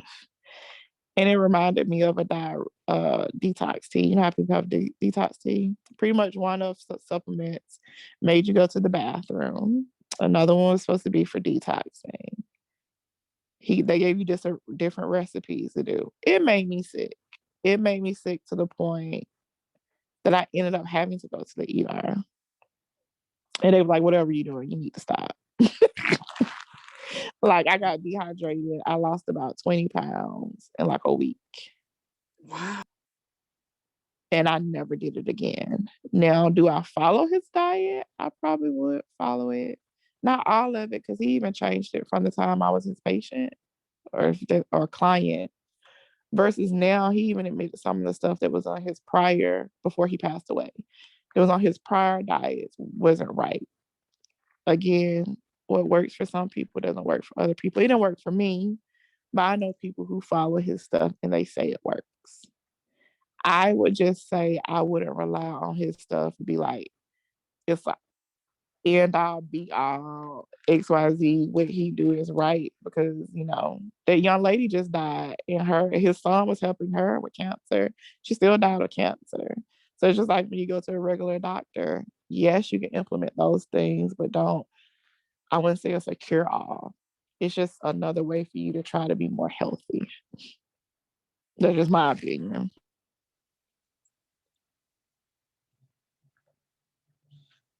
Yeah, because you're trying to ask me earlier why I consider him a peddler, because I kind of considered this guy when I was like, well, he reminds me of one. Because the stories in here, he places them at very good points, and it makes you believe, oh my gosh, if they can do it, I might be able to do it too. This will work. And it kind of reminds me of what saying, like, it's not work, but yeah, I think Dr. Sebi had good stuff. It's expensive, so I wouldn't say it's for an average person. Again, I haven't looked into it. I think I might have looked into it somebody asked me about it like 2 years ago, maybe a year ago, and I shared the stuff. But I just remember if you got his supplements, the reason why it was so expensive was because the bottles might say 30 pills or 60 pills, but you had to have a specific regimen. So it's not like you went and got a health food store and you bought a bottle and you just took something every day. You legit had to have a consult, and he would say, okay, I prescribe this. You're going to take 5 of these a day or twice a day. So what the average person would consider being like a month supply really only lasted you like 5 or 7 days. So that means you had to buy that one thing 2 or 3 times in a month. So a lot of the things that, because he's passed away and people are his regular patient, they're buying his stuff and they're like, oh, I just take it every day, once a day. But that's not how he used to operate. He was literally like, you go to an herbalist. I give you your custom formula. You're gonna take this one, 6 tablets of this, 5 of this. We're gonna do this for your specific thing. It's not really like how people are doing it now. And then he would tell you this is the diet you need to follow. You needed to drink what he called, I can't even think of the name of it because everybody's doing CMOS. But we used to have to get tahini and real honey. It had one of his roots in it, but it was a hot drink. And when you warmed it up, that's something you were supposed to take every single morning. And so I just think it was a way of saying you want to be more holistic. Herbs do work, but it wasn't like it's just gonna heal you. It was like it was like a supplement you would take in addition to your diet, but you still would have to follow up with doctors and stuff like that.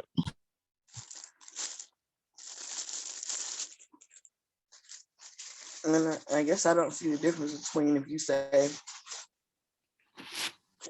cure AIDS is supposed to be a lifetime thing, you can't cure something else and not just help it alongside what medicine would do.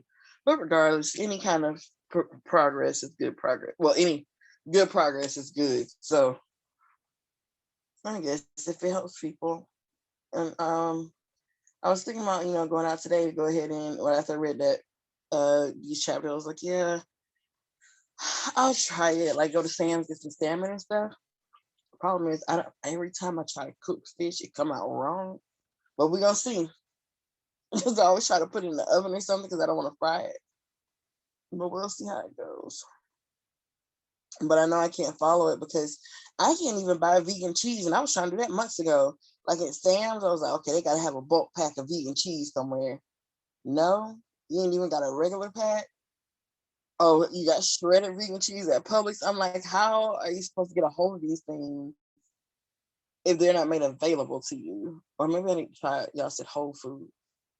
You can try Whole Foods, Kroger, Sprouts, everything at Aldi's is organic. I think they have vegan there. I could be wrong. But Sprouts, Whole Foods, to get vegan stuff. Nothing's wrong with vegan. I probably wouldn't get vegan cheese the same as regular cheese. It's all processed. Well, like the other day, my friend was like, she's gonna get vegan butter. I was like, you buying margarine? She was like, no, vegan butter. I was like, margarine? She's like, no, vegan butter. I was like, it's margarine. And she was like, what? I was like, they put vegan butter on it, but vegan butter is margarine. Margarine is unhealthy to you versus you having regular butter. Just use water because it's margarine. You're paying $3 for a 50-cent thing of margarine. And then that's like all those meat substitutes too. Like, they put so much soy and, like you said, the things they put in it to make it taste like meat. I'm just skeptical. I don't think that's necessarily healthy either, going that route.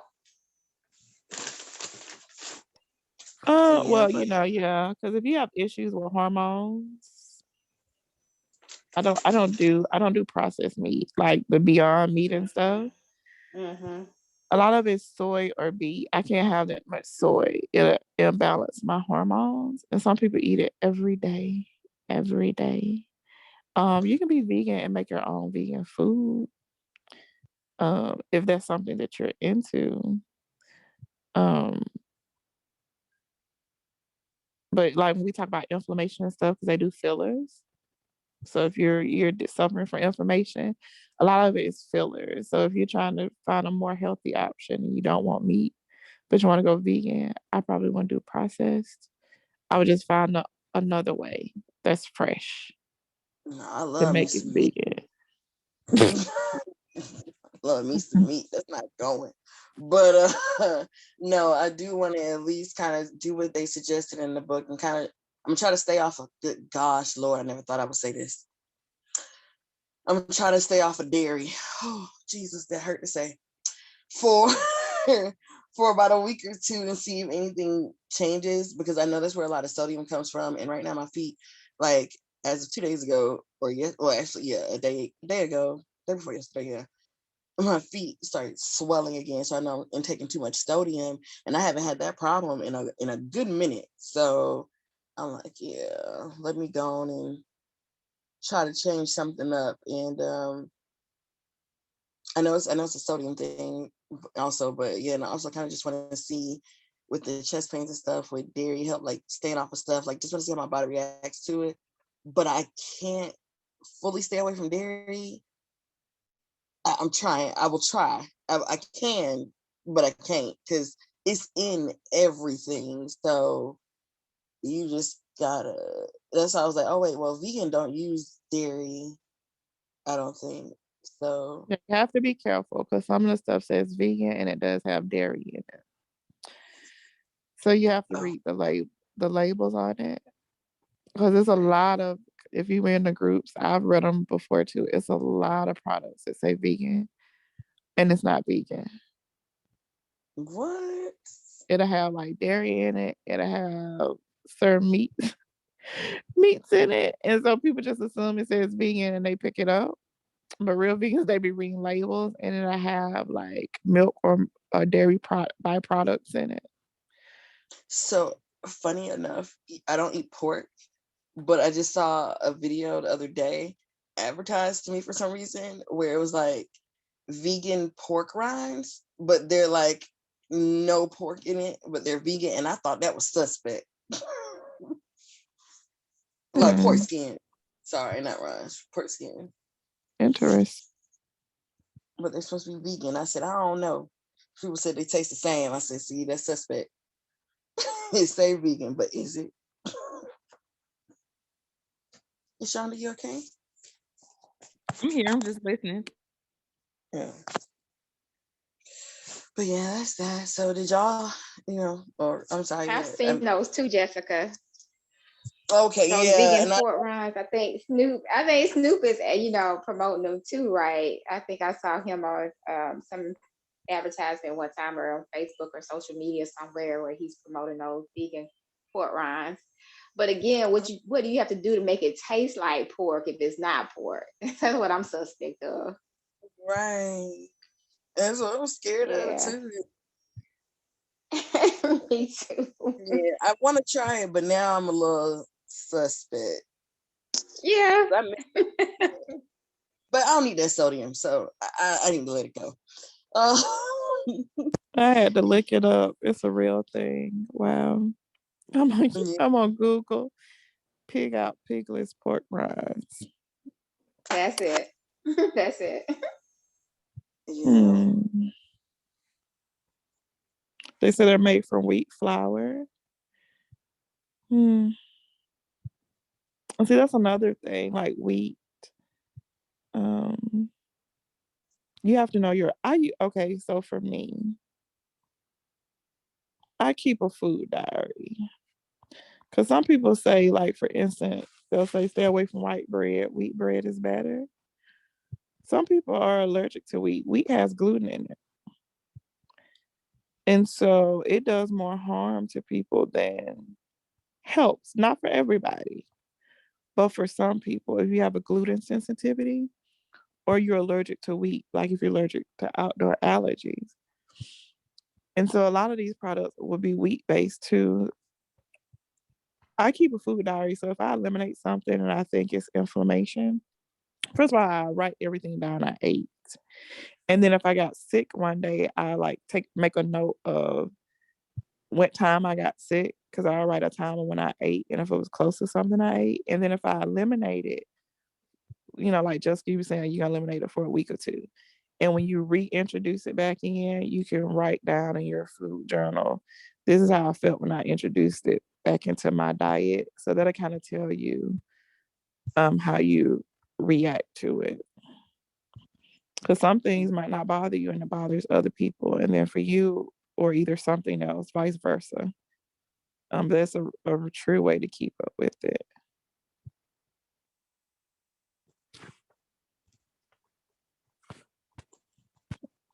All right, y'all. Anything else before we take it on out?